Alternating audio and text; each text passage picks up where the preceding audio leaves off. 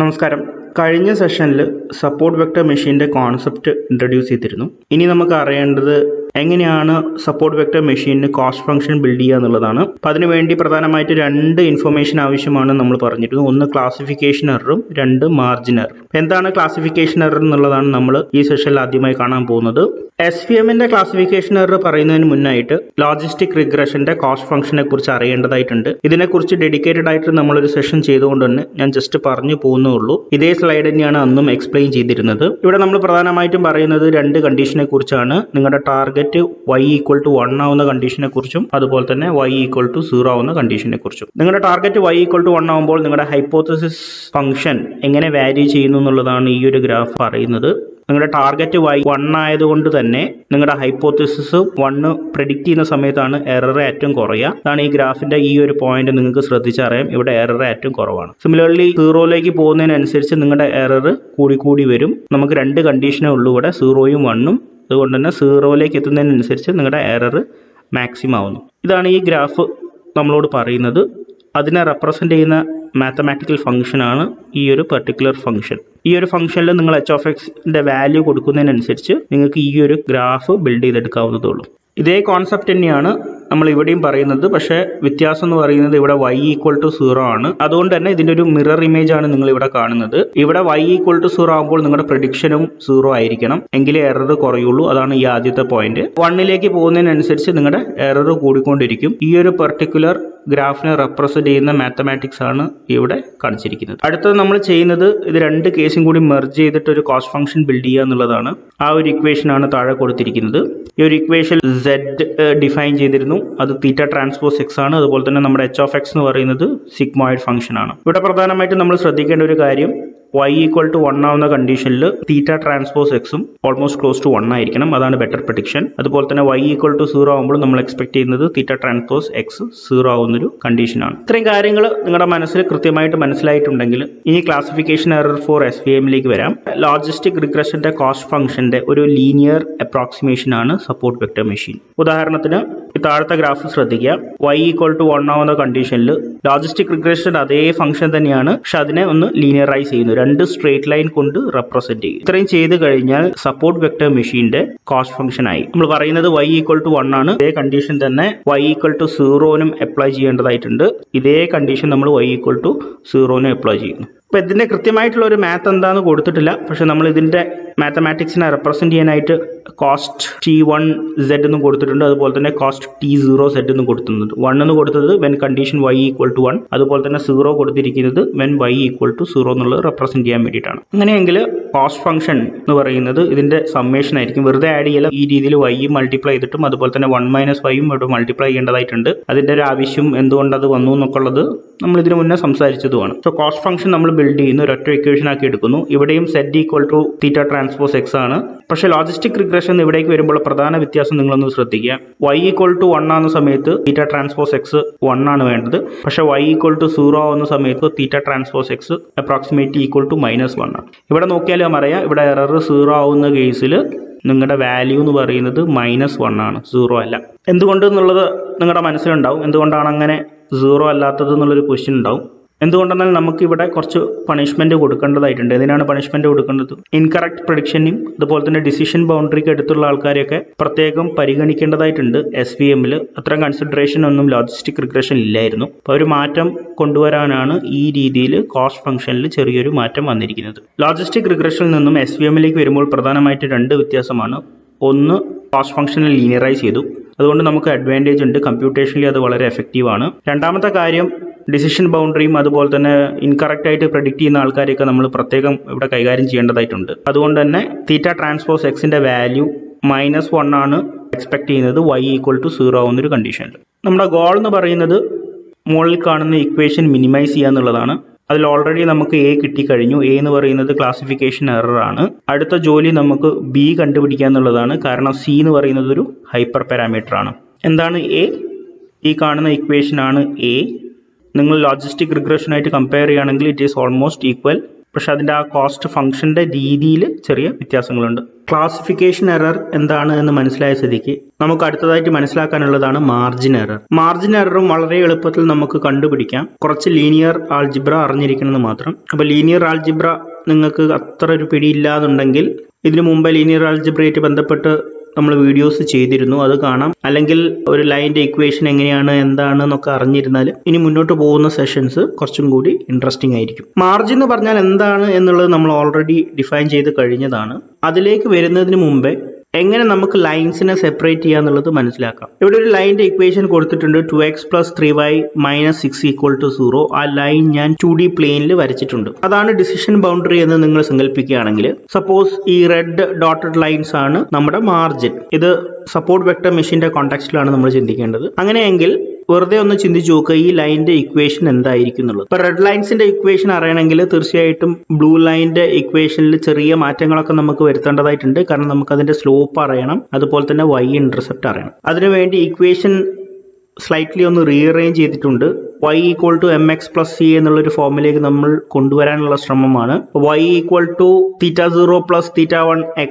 Machine learning പഠിച്ചപ്പോൾ m-നെയും x-നെയും θ0യും θ1 ഒക്കെ ആയിട്ട് റീപ്ലേസ് ചെയ്തിരുന്നു. θ1 എന്ന് പറയുന്നതാണ് ഇവിടുത്തെ സ്ലോപ്പ്, θ0 എന്ന് പറയുന്നതാണ് y ഇന്റർസെപ്റ്റ്. എന്നാണ് ഇതിന്റെ ഒരു സിഗ്നിഫിക്കൻസ്. y ഇന്റർസെപ്റ്റ് എങ്ങനെയാണ് ഒരു ലൈനിനെ ഇൻഫ്ലുവൻസ് ചെയ്യുന്നത് എന്നുള്ളത് ഒന്ന് നോക്കുക. താഴത്തെ ഇമേജ് ശ്രദ്ധിച്ചറിയാം, y ഇന്റർസെപ്റ്റ് ലൈനിനെ ആക്ച്വലി ഷിഫ്റ്റ് ചെയ്യാണ് ചെയ്യുന്നത്. സ്ലോപ്പ് ആണെങ്കിൽ ലൈനിനെ റൊട്ടേറ്റ് ചെയ്യാണ് ചെയ്യുന്നത്. അങ്ങനെയെങ്കിൽ ഇവിടെ സ്ലോപ്പ് ആണോ y ഇന്റർസെപ്റ്റ് ആണോ കൂടുതൽ സ്വാധീനിക്കുക ഒരു ലൈനിനെ ഷിഫ്റ്റ് ചെയ്യുക എന്നുള്ളത് നിങ്ങളൊന്ന് ചിന്തിച്ചു നോക്കുക. ഉത്തരം ഓൾറെഡി നിങ്ങൾക്ക് കിട്ടിയിട്ടുണ്ടാവും, y ഇന്റർസെപ്റ്റ് ആണ് എന്നുള്ളത്. അതുകൊണ്ട് തന്നെ ബ്ലൂ ലൈനിന്റെ ഇക്വേഷനിൽ ചെറിയൊരു മാറ്റം വരുത്തിയാൽ റെഡ് ഡോട്ടഡ് ലൈൻസിന്റെ ഇക്വേഷൻ നമുക്ക് കണ്ടെത്താവുന്നതേ ഉള്ളൂ. മാറ്റം ഇതാണ്, 2x + 3y - 6 = 0 എന്നുള്ള ഇക്വേഷന് പകരം 2x + 3y - 6 = 1 എന്നുള്ളൊരു ഇക്വേഷൻ ആക്കി. ആ =1 എന്നുള്ളൊരു മാറ്റമാണ് ആ ലൈനിനെ ഷിഫ്റ്റ് ചെയ്യാനായിട്ട് ഇവിടെ സഹായിച്ചിരിക്കുന്നത്. സിമിലർലി താഴത്തെ ലൈനിന്റെ equation 2x + 3y - 6 = -1. y intercept മാറ്റുന്നതിനനുസരിച്ച്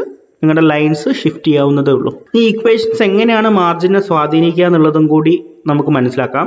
ഞാൻ അടുത്തൊരു ലൈൻ കൊടുത്തിട്ടുണ്ട്. നേരത്തെ കൊടുത്ത അതേ ലൈൻ തന്നെയാണ് ഇവിടെയും കൊടുത്തിരിക്കുന്നത്. പക്ഷേ ഇക്വേഷനിൽ ചെറുതായിട്ടൊരു മാറ്റം വരുത്തിയിട്ടുണ്ട്. നമ്മൾ ഇക്വേഷനെ രണ്ട് സൈഡിലും 2 കൊണ്ട് മൾട്ടിപ്ലൈ ചെയ്തിട്ടുണ്ട്. അതുകൊണ്ടാണ് 4x + 6y - 12 = 0. കാരണം 0 × 2 0 തന്നെ ആയതുകൊണ്ട് റൈറ്റ് ഹാൻഡ് സൈഡിൽ മാറ്റങ്ങളൊന്നും വരുന്നില്ല, പക്ഷേ ലെഫ്റ്റ് ഹാൻഡ് സൈഡിൽ മാറ്റങ്ങളുണ്ട്. അതുകൊണ്ട് ലൈനിന് പ്രത്യേകിച്ച് എന്തെങ്കിലും മാറ്റമുണ്ടോ? മാറ്റങ്ങളൊന്നുമില്ല. കാര്യം ആ 2നെ പുറത്തേക്ക് എടുത്ത് ഇക്വേഷൻ്റെ ഇപ്പുറത്തെ സൈഡിലേക്ക് കൊണ്ടുവന്നു കഴിഞ്ഞിട്ടുണ്ടെങ്കിൽ 0/2 ആവും. 0/2 എന്ന് പറയുന്നത് 0 തന്നെയാണ്. എന്ന് വെച്ചാൽ നേരത്തെ കൺസിഡർ ചെയ്ത അതേ ലൈൻ തന്നെയാണ് ഇവിടെ നമ്മൾ വരച്ചിരിക്കുന്നത്. നേരത്തെ ചെയ്ത പോലെ y ഇന്റർസെപ്റ്റ് മാറ്റുന്നു. ഇൻസ്റ്റെഡ് ഓഫ് =0 നമ്മൾ -1ഉം അതുപോലെ തന്നെ +1ഉം കൊടുക്കുന്നു. ഇതുപോലെ തന്നെ മാർജിൻ അവിടെയും പ്ലോട്ട് ചെയ്യുന്നു. പക്ഷെ മാർജിൻ ഒരു സൈസ് കുറഞ്ഞതായിട്ട് നിങ്ങൾക്ക് കാണാം. ആ മാർജിന്റെ സൈസ് കുറഞ്ഞു എന്നുള്ള ഒരു സംശയം തീർക്കണമെങ്കിൽ അതേ ലൈനിനെ, ഗ്രീൻ ഡോട്ടഡ് ലൈനിനെ ലെഫ്റ്റ് ഹാൻഡ് സൈഡിലെ ഗ്രാഫിൽ കൊണ്ടുപോയി പ്ലോട്ട് ചെയ്യണം. അതും ഞാൻ ചെയ്തിട്ടുണ്ട്. കൃത്യമായിട്ട് നിങ്ങൾക്ക് നോക്കിയാൽ അറിയാം, ഒരു ഫാക്ടർ ഓഫ് 2 താഴോട്ട് അത് ഷിഫ്റ്റ് ചെയ്തിട്ടുണ്ട്. അപ്പൊ ഈ രീതിയിൽ ലൈനിനെ ഷിഫ്റ്റ് ചെയ്യാനായിട്ടും നമുക്ക് സാധിക്കും. ഇനി മാർജിൻ കാൽക്കുലേഷനിലേക്ക് വരാം. എന്താണ് മാർജിൻ? ഈ രണ്ട് റെഡ് ഡോട്ടഡ് ലൈൻസിന്റെ പെർപെൻഡിക്കുലർ ഡിസ്റ്റൻസ് ആണ് മാർജിൻ എന്നുള്ളത് ഇതിനു മുമ്പ് നമ്മൾ പറഞ്ഞിരുന്നു. സപ്പോസ് നിങ്ങളുടെ ഇക്വേഷൻ ax + by + c = 1 ആണ് എന്ന് വിചാരിക്കുക മുകളിലത്തെ ലൈനിന്റെ. അതുപോലെ തന്നെ താഴത്തെ ലൈനിൻ്റെത് ax + by + c = -1 ജനറലൈസ് ചെയ്ത് എഴുതിയെന്നേ ഉള്ളൂ. അങ്ങനെയെങ്കിൽ ഈ ലൈനിന്റെ മാർജിൻ എന്ന് പറയുന്നത് 2/√of a² + b² ആയിരിക്കും. ഒറ്റയടിക്ക് എവിടെ വന്നു എന്ന് നിങ്ങൾ ചിന്തിക്കുന്നുണ്ടാവും. ഇതിനൊരു ഡെറിവേഷൻ ഉണ്ട്. ആ ഡെറിവേഷൻ ഇവിടെ കാണിച്ചിട്ടില്ല. നമ്മുടെ ഇൻട്രസ്റ്റ് ഡെറിവേഷൻ അല്ല, നേരെ മറിച്ച് നമ്മുടെ ഇൻട്രസ്റ്റ് എന്താണ്, എങ്ങനെയാണ് കോസ്റ്റ് ഫംഗ്ഷൻ കണ്ടുപിടിക്കുക എന്നുള്ളതാണ്. അപ്പൊ അതിലേക്ക് എത്താൻ വേണ്ടിയിട്ടുള്ള ശ്രമമാണ് ഇവിടെ നടത്തുന്നത്. സപ്പോർട്ട് വെക്ടർ മെഷീന്റെ ഒരു ഗോൾ എന്ന് പറയുന്നത് എന്താണ്? ഈ മാർജിൻ കൂട്ടണം എന്നുള്ളതാണ്. അതുകൊണ്ട് തന്നെ we need to maximise this equation 2/√of a² + b². Minimisation എന്നുള്ളതിന് നമുക്ക് മിനിമൈസേഷൻ ആക്കാൻ വേണ്ടിയിട്ട് ജസ്റ്റ് അതിന്റെ റെസിപ്രോക്കൽ എടുത്താൽ മതി. അതിനെ ജസ്റ്റ് ഒന്ന് ഇൻവേർട്ട് ചെയ്താൽ മതി. എന്തിനാണ് ഈ രീതിയിൽ കൊണ്ടുവരുന്നത്? കാര്യം ക്ലാസിഫിക്കേഷൻ എറർ നമുക്ക് മിനിമൈസ് ചെയ്യാണ് ചെയ്യേണ്ടത്. അതുകൊണ്ട് തന്നെ അതേ ഇക്വേഷനിലേക്കാണ് മാർജിൻ എറർ നമ്മൾ കൊടുക്കുന്നത്. അതുകൊണ്ട് രണ്ടും മിനിമൈസ് ആവെങ്കിൽ അത് കുറച്ചും കൂടി നമുക്ക് കൺവീനിയന്റ് ആണ്. മെഷീൻ ലേണിംഗിലേക്ക് തിരിച്ചു വരാം. സിംപ്ലിഫൈ ചെയ്യാനായിട്ട് θ0 0 ആണ് സങ്കല്പിക്കുക. രണ്ട് ഫീച്ചേഴ്സേ ഉള്ളൂ, x1 x2. അങ്ങനെയെങ്കിൽ എന്തായിരിക്കും നമ്മുടെ hypothesis equal to θ1 x1 plus θ2 x2. നിങ്ങളൊന്ന് ആലോചിച്ച് നോക്കുക എന്താണ് മാർജിൻ എറർ എന്നുള്ളത്. അതിന് കണക്ക് നിങ്ങളുടെ ലെഫ്റ്റ് ഹാൻഡ് സൈഡിൽ കിടക്കുന്നുണ്ട്. അതൊന്ന് കോറിലേറ്റ് ചെയ്തിട്ട് ആ ഇക്വേഷനിൽ എങ്ങനെ വരും എന്നുള്ളത് മാത്രം ചിന്തിച്ചാൽ മതി. അതിലേക്ക് വരുന്നതിന് മുമ്പ് ഒരു കാര്യം കൂടി നമ്മൾ ശ്രദ്ധിക്കേണ്ടതുണ്ട്. നമ്മുടെ ഗോൾ എന്താണെന്ന് ഓർമ്മ വേണം. അത് മിനിമൈസ് CA+B ആണ്. നമ്മുടെ ഉദ്ദേശം എന്ന് പറയുന്നത് ഇവിടെ B കണ്ടുപിടിക്കാനാണ്. അങ്ങനെയെങ്കിൽ എന്തായിരിക്കും B എന്നുള്ളതാണ് നമ്മുടെ ചോദ്യം. നിങ്ങളുടെ മനസ്സിൽ എന്താണ് B എന്നുള്ളത് ഓൾറെഡി വന്നു എന്ന് ഞാൻ വിചാരിക്കുന്നു. B equal to half into root of θ1 square plus θ2 square. ഈ ഒരു ഇക്വേഷൻ നേരിട്ട് മുകളിലത്തെ ഇക്വേഷനിൽ ഉപയോഗിക്കാൻ പറ്റുമോ? പറ്റില്ല. കാര്യം എററിന് നമ്മൾ സ്ക്വയർ ചെയ്യേണ്ടതായിട്ടുണ്ട്. ഗ്രേഡിയന്റ് ഡിസെന്റ് അൽഗോരിതം അങ്ങനെയാണ് വർക്ക് ചെയ്യുന്നത്. ഗ്രേഡിയന്റ് ഡിസെന്റ് അൽഗോരിതത്തിന്റെ ഒരു സ്വഭാവം മനസ്സിലായി കഴിഞ്ഞാൽ നമ്മൾ സ്ക്വയേഴ്സ് ഓഫ് എറർ ആണ് ഇക്വേഷനിലേക്ക് കൊടുക്കുക. അതുകൊണ്ട് തന്നെ ഈ ഒരു ബീനെ സ്ക്വയർ ചെയ്യേണ്ടതായിട്ടുണ്ട്. തീർച്ചയായിട്ടും മിനിമൈസ് ചെയ്യാനായിട്ട് ഈ ഒരു ഫംഗ്ഷൻ സ്ക്വയർ ചെയ്യണം. തീറ്റ സ്ക്വയർ എന്ന് ജനറലൈസ് ചെയ്ത് എഴുതുന്നു. അതിൽ തീറ്റ എന്ന് പറയുന്നത് root of θ1 square plus θ2 square ആണ്. ഇവിടെയും ഒരു സംശയം വരാം, എന്തുകൊണ്ട് കോൺസ്റ്റന്റ് ഒഴിവാക്കി എന്നുള്ളത്. രണ്ട് കാര്യമാണ്. ഒന്ന് മാത്തമാറ്റിക്കൽ കൺവീനിയൻസ് ആണ്. ഗ്രേഡിയന്റ് ഡിസെന്റ് അൽഗോരിതം ഡിഫറൻഷിയേറ്റ് ചെയ്യേണ്ടതായിട്ടുണ്ട്. അതുകൊണ്ട് തന്നെ ആദ്യത്തെ ഡിഫറൻഷിയേറ്റിൽ തന്നെ ആ സ്ക്വയർ ടേം രണ്ടും ക്യാൻസൽ ചെയ്ത് ഒരു ക്ലീൻ ആയിട്ടുള്ള ഇക്വേഷൻ കിട്ടും. അത് മാത്തമാറ്റിക്കൽ കാൽക്കുലേഷന് വളരെ കൺവീനിയന്റ് ആണ്. രണ്ടാമത്തെ കാര്യം, കോൺസ്റ്റൻസിന്റെ ഒരു വാല്യൂ നിങ്ങൾ വളരെ ഹൈ ആയിട്ടോ ലോ ആയിട്ടോ കൊടുത്ത് ഇക്വേഷൻ മിനിമൈസ് ചെയ്തിട്ട് കാര്യമില്ല. ഉദാഹരണത്തിന് നിങ്ങൾ ആ ഡിനോമിനേറ്റർ 2 വരെ ഒരു വലിയ നമ്പറാണെന്ന് വിചാരിക്കുക. നിങ്ങളുടെ ഇക്വേഷൻ തീർച്ചയായിട്ടും അത് മിനിമൈസ് ഇരിക്കും അങ്ങനെ ഒരു വാല്യൂ കൊടുത്തു കഴിഞ്ഞാൽ. അങ്ങനെ മിനിമൈസ് ചെയ്യാനല്ലല്ലോ നമ്മുടെ ഉദ്ദേശം. നമ്മുടെ ഉദ്ദേശം തീറ്റ പാരാമീറ്റേഴ്സ് വാരിയിട്ട് മിനിമൈസ് ചെയ്യുക എന്നുള്ളതാണ്. അതുകൊണ്ട് തന്നെ കോൺസ്റ്റൻസിന് ഇവിടെ വലിയ പരിഗണനയൊന്നുമില്ല. കോൺസ്റ്റൻസ് കണ്ടാൽ കൂടുതലും തഴയുന്നതാണ് ഇവിടെ ഒരു പൊതു രീതി. അതുകൊണ്ട് തന്നെ കോൺസ്റ്റൻസിനെ കുറിച്ച് നമ്മൾ വെറിഡ് ആവേണ്ട ആവശ്യമില്ല. പാരാമീറ്റേഴ്സിനെയാണ് ടാർഗറ്റ് ചെയ്യുന്നത്. സോ പാരാമീറ്റേഴ്സിനെ സ്ക്വയർ ചെയ്തിട്ടുള്ള ഇക്വേഷൻ ആയിരിക്കും മെയിൻ കോസ്റ്റ് ഫംഗ്ഷൻ ഇക്വേഷനിലേക്ക് പോകുന്നുണ്ടാവും. ഇതുവരെ നമ്മൾ കണ്ടതൊക്കെ ഒന്ന് ഒരുമിച്ച് കൊണ്ടുവരാൻ ശ്രമിക്കാം. എ എന്താന്ന് കണ്ടിരുന്നു, അതാണ് ക്ലാസിഫിക്കേഷൻ എറർ. അതിന്റെ ഇക്വേഷൻ ആണ് ഹൈലൈറ്റ് ചെയ്തിരിക്കുന്നത്. ബി നമ്മളിപ്പം ജസ്റ്റ് കണ്ടു എന്താണ് ബി എന്നുള്ളത്. ബിയുടെ ഇക്വേഷൻ നമുക്ക് കിട്ടിക്കഴിഞ്ഞു. So cost function of SVM എന്ന് പറയുന്നത് CA+B ആയിരിക്കും. അതിനെ മിനിമൈസ് ചെയ്യുക എന്നുള്ളതായിരിക്കും. അതേ ഇക്വേഷൻ തന്നെയാണ് താഴെ കൊടുത്തിരിക്കുന്നത്. നിങ്ങൾ ഏതെങ്കിലും ഒരു ടെക്സ്റ്റ് ബുക്ക് നോക്കുവാണെങ്കിൽ ഈ രീതിയിലായിരിക്കും ഇക്വേഷൻ കൊടുത്തിട്ടുണ്ടാവുക. ഇവിടെ മിനിമൈസ് എന്ന് പറയുന്ന ഭാഗം ഇവിടെ കവർ ചെയ്യുന്നുണ്ട്. സി ഇവിടെ വരുന്നുണ്ട്. ഹൈലൈറ്റ് ചെയ്ത ഭാഗമാണ് എ എന്ന് പറയുന്നത്. ഇത് ക്ലാസിഫിക്കേഷൻ എറർ ആണ്. രണ്ടാമത്തെ ഭാഗമായിട്ട് വരുന്നതാണ് ബി. അത് മാർജിൻ എറർ ആണ്. ഇതിൽ കുറച്ച് കൺഫ്യൂഷൻ അടിക്കാനുള്ള സാധനങ്ങൾ എന്ന് പറഞ്ഞു കഴിഞ്ഞാൽ സിഗ്മ ഇട്ടിരിക്കുകയാണ്. Sigma I equal to 1 to m. ഇതിനു മുന്നേ നമ്മൾ കോസ്റ്റ് ഫംഗ്ഷൻ ഒക്കെ അറിയുന്നവർക്ക് പെട്ടെന്ന് മനസ്സിലാക്കാവുന്നതേ ഉള്ളൂ. M എന്ന് പറയുന്നത് ട്രെയിനിങ് സെറ്റ് ആണ്, number of training sets. Through out ഈ ഒരു എറർ കണ്ടുപിടിക്കേണ്ടതായിട്ടുണ്ട്. അതുകൊണ്ട് സം ചെയ്യുന്നതാണത്. തീർച്ചയായിട്ടും മാർജിൻ എററിലേക്കും വരുമ്പോൾ ഒരു സമ്മേഷൻ കാണാം. പക്ഷെ അവിടെ സം ചെയ്യുന്നത് with respect to your features ആണ്. അതാണ് I equal to 1 to n. n എന്ന് പറയുന്നത് നമ്പർ ഓഫ് ഫീച്ചേഴ്സ് ആണ്. എവിടെയും ഒരു കാര്യം നിങ്ങൾ ശ്രദ്ധിക്കണം. I സ്റ്റാർട്ട് ചെയ്യുന്നത് 1 എന്നാണ്. θ0 ഇല്ല.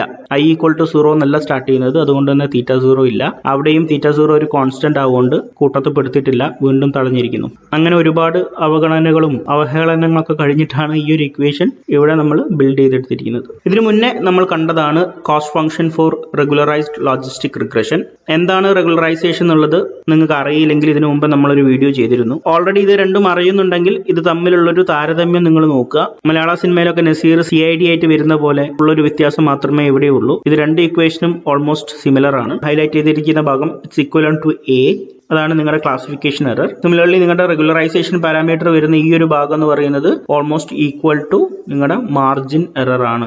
ഒരു കാര്യം നമ്മൾ ശ്രദ്ധിക്കേണ്ടത്, മാർജിൻ എറർ എന്ന് പറയുന്നത് അത് ഓൾമോസ്റ്റ് ഈക്വൽ ടു റെഗുലറൈസേഷൻ ആണ്. ഒരു പക്ഷേ പാരാമീറ്റേഴ്സിന്റെ കാര്യത്തിലാണ് ഇവിടെ ചെറിയൊരു വ്യത്യാസം വന്നിരിക്കുന്നത്. സിയുടെയും ലാംഡയുടെയും പൊസിഷൻ നിങ്ങൾ നോക്കുക. സിയുടെ ഒരു റോൾ എന്ന് പറയുന്നത് സിമിലർ ടു 1/λ ആണ്. അല്ലെങ്കിൽ ലാംഡ ചെയ്യുന്ന ജോലിയുടെ നേരെ റിവേഴ്സ് ആയിട്ടുള്ള ഒരു കാര്യമാണ് സി ചെയ്യുന്നത് എന്ന് നമുക്ക് പറയാൻ പറ്റും. ലാംഡ എന്തിനായിരുന്നു ഉപയോഗിച്ചിരുന്നത്?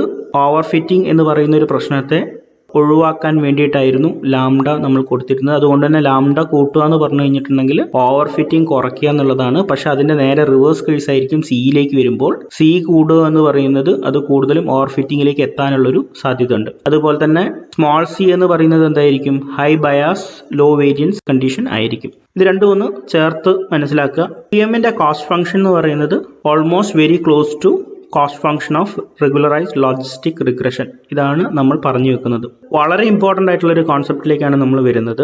ഇപ്പോൾ ഈ കോൺസെപ്റ്റ് എന്താണെന്ന് എക്സ്പ്ലെയിൻ ചെയ്യാൻ വേണ്ടിയിട്ട് ഞാൻ കുറച്ച് ഇമേജസ് കൊടുത്തിട്ടുണ്ട്.